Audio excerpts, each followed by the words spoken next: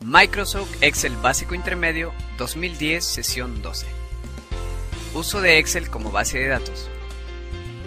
Aquí el objetivo inicial será aprender a usar Excel 2010 como una base de datos. Y en el contenido veremos el uso de Excel como base de datos. Uso de Excel como base de datos.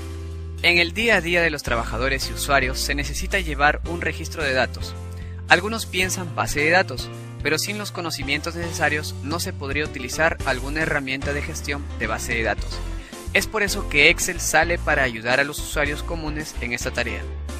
El Excel puede ser una forma conveniente para almacenar información como una base de datos, siempre y cuando la información no sea demasiado engorrosa para ser contenida en un formato de hoja de cálculo.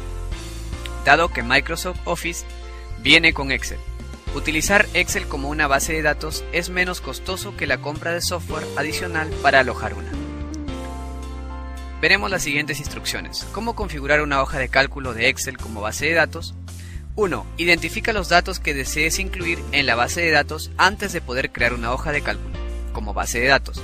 Es necesario saber de qué tipo de información deseas realizar el seguimiento. 2. Utiliza la fila 1 como títulos de cada artículo que vas a seguir. Por ejemplo, si tú vas a utilizar el Excel como base de datos para obtener información de contacto, debes incluir nombre, dirección, número de teléfono y otros a través de la fila 1. 3. Formato de filas 1. Cambia el formato de la fila 1 para separar los encabezados de los datos en tu base de datos. Para ello haz clic en el número al lado de la fila 1, que pone de relieve a toda la fila.